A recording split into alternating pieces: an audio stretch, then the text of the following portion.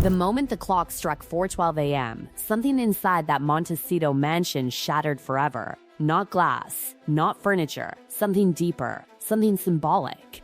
The illusion. The illusion that Prince Harry and Meghan Markle had escaped the system, escaped the pressure, escaped the consequences. Because while the world slept peacefully, convinced their California fairy tale was untouchable, their empire was being quietly dismantled in the dark. Money is officially drying up for Prince Harry and Meghan Markle as more and more news of the dissolution. Because I want privacy. By the time she'd landed, it had become obvious that they were going to sell their souls. Even this, by their standards. She's still experiencing issues after leaving Meghan's employment, and the way she treated 4:12 in the morning. Montecito wasn't supposed to look like this. This wasn't supposed to be how their story ended. This wasn't the triumphant independence they promised. This wasn't the power move. This was retreat. Silent, invisible, humiliating. The estate that once symbolized their rebellion against royal control had turned into a crime scene of abandonment. Not literal crime, but emotional crime. The crime of dreams collapsing when nobody's watching. This wasn't just a move. This was surrender dressed up as logistics. Because here's the question nobody dared to ask publicly. What kind of pressure forces a prince, the son of a king, to flee his own home before sunrise? This wasn't normal. Nothing about this was normal, and the silence made it even louder. Divorce from Prince Harry, I've got the inside story. A seismic shockwave has just swept. At exactly 3:15 a.m., while Montecito's wealthy elite slept behind iron gates and security cameras, unmarked trucks began creeping through the rear service entrance of the Riven Rock estate. Not the front gate, never the front gate, the back gate, the hidden entrance, the entrance you use when you don't want witnesses. These weren't casual moving vans filled with lamps and coffee tables. These were heavy-lift industrial trucks, the kind used for evacuations, the kind used when time runs out, the kind used when failure arrives quietly. No music, no chatter, no laughter, just mechanical sounds. Cold, efficient, final. 12 massive crates were carried out under darkness, each one marked with priority labels like they contained secrets too dangerous for daylight. This source you have, this person who is still traumatized by, I shouldn't laugh, but by their time with huge crates. Industrial crates, not personal belongings, not family memories, strategic assets. Whatever was inside those containers wasn't meant for neighbors to see. Whatever was inside those crates mattered. Inside the mansion, Meghan's voice echoed through the hallways, not calm, not composed, but sharp, desperate, furious. According to whispers from someone who allegedly overheard, she wasn't speaking like a woman in control. She was speaking like someone cornered. We're being hunted out of our own home. Hunted, not pressured, not inconvenienced, hunted. That word didn't belong in a California mansion. That word belonged in war zones. That word belonged in survival situations. And yet, that's exactly how she described it. Meanwhile, outside near the pool, Harry wasn't commanding anything. He wasn't directing staff. He wasn't protecting the situation. He was pacing, alone, back and forth, like a man watching his future evaporate. His face looked hollow, empty, like sleep hadn't visited him in weeks, like regret had moved in permanently. And then he stopped. One sentence escaped his lips. It was never supposed to end like this. Not shouted, not declared, whispered, almost like he didn't want reality to hear him admit it. Because reality had already won. This was never supposed to be the ending. California was supposed to be the new beginning, the new throne, the new kingdom without crowns, the new empire built on freedom instead of duty. Instead, it had become a financial prison.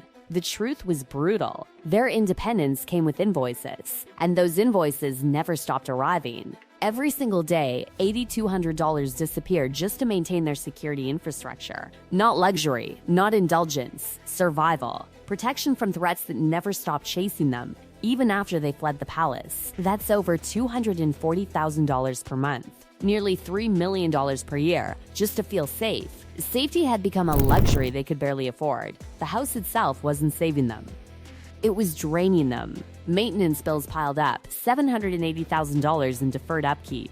Property taxes crushed them quietly. Staff salaries, operational costs, landscaping, utilities, all relentless. And worst of all, the loan. $4.2 million borrowed against the house itself. Borrowed using Harry's name, using his identity, using the one thing he could never escape, his royal status. Because even in exile, his title still had financial value. But that value came with consequences. And when King Charles allegedly discovered how Harry's status had been leveraged financially, something shifted permanently.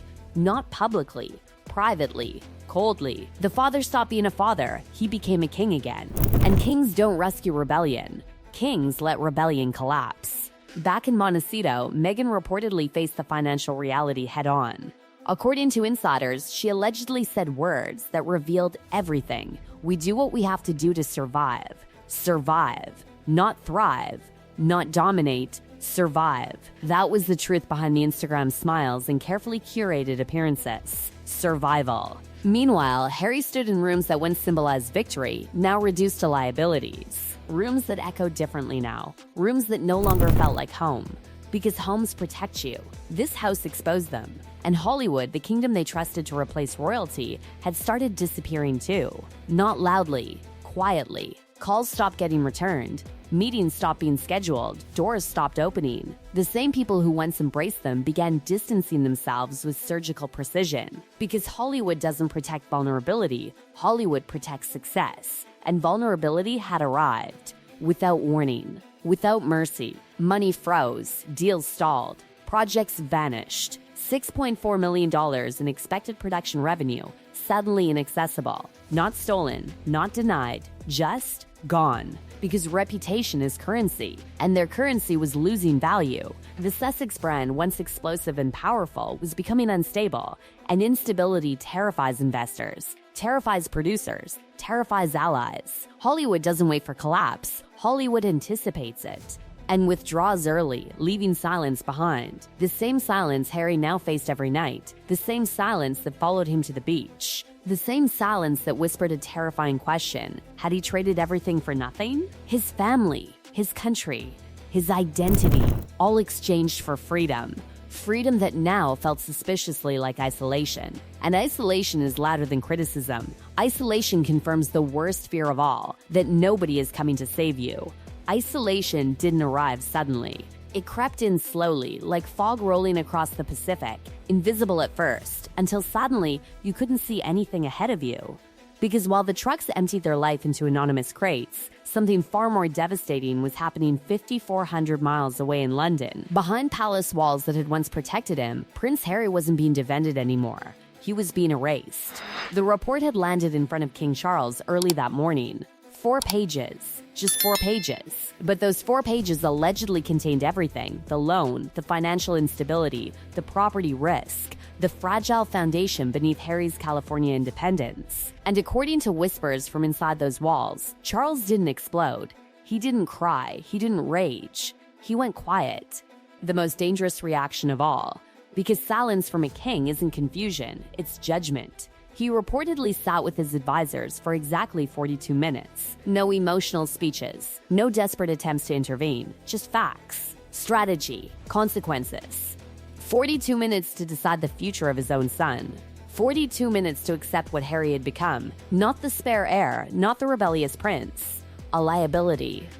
And once that word enters royal vocabulary, everything changes. Because royalty isn't built on forgiveness, it's built on survival. And survival requires sacrifice. Princess Anne, the family's most disciplined enforcer of royal structure, allegedly took it even further. She didn't act emotionally either. She acted procedurally. She examined centuries-old protocols and found something powerful enough to change everything. A financial restriction, not revenge, control.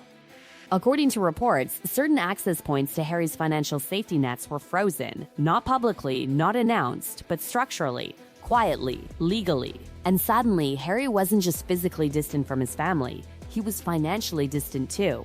Every bridge behind him wasn't just burned, it was sealed shut. Meanwhile, back in Montecito, Meghan allegedly realized what was happening faster than anyone else. The silence from London wasn't temporary. It wasn't emotional cooling off. It was permanent repositioning. They're starving us out in plain sight. Those words reportedly came out during a private call. Words filled with fury, disbelief, and the kind of fear that only comes when you realize the safety net you assumed existed never really belonged to you anymore.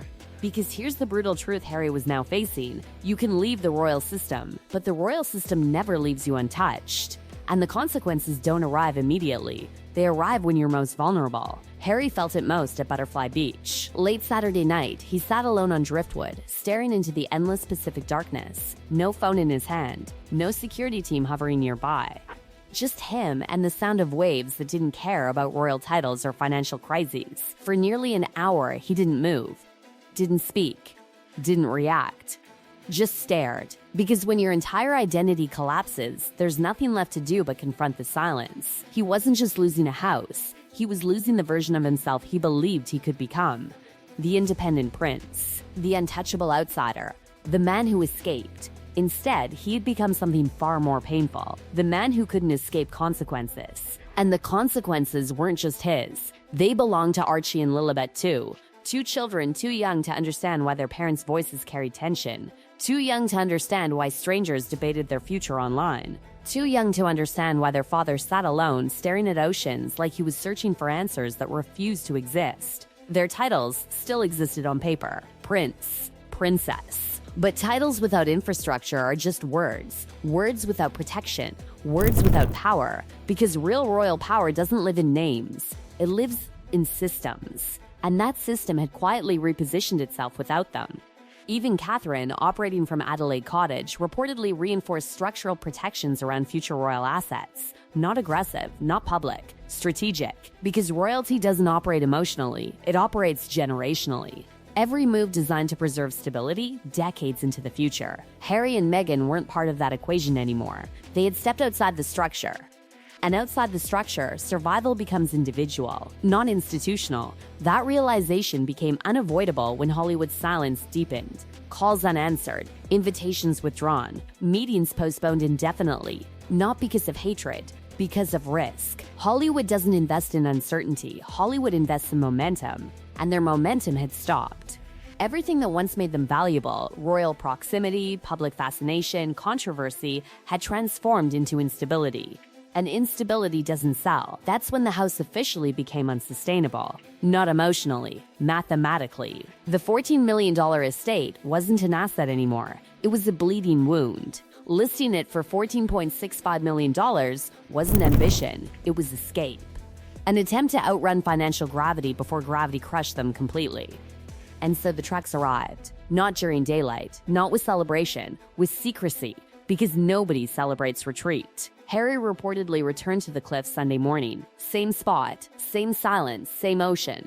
Only now, the reality had fully settled in. There would be no rescue, no dramatic reversal, no triumphant comeback, just consequences unfolding exactly as reality demanded. He had made a choice years ago. A choice for freedom, a choice for independence, a choice for love. But freedom isn't free. Freedom removes protection. Freedom removes insulation. Freedom removes the system designed to absorb collapse. And collapse was now personal.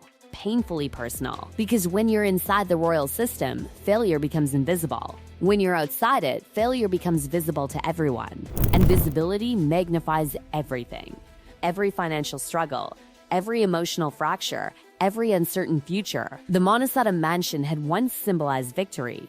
Now it symbolized experiment. An experiment that proved one devastating truth: you can walk away from the crown, but you can't walk away from gravity. Because gravity doesn't care who you used to be. Gravity only cares where you stand now. And Harry stood at the edge of everything he thought he understood, watching it disappear, crate by crate, truck by truck, dream by dream. The Montecito chapter wasn't ending with applause. It was ending with silence, the kind of silence that follows when reality finally wins. And for the first time since leaving the palace, Prince Harry wasn't fighting the system anymore. He was fighting consequence itself. And consequence never loses.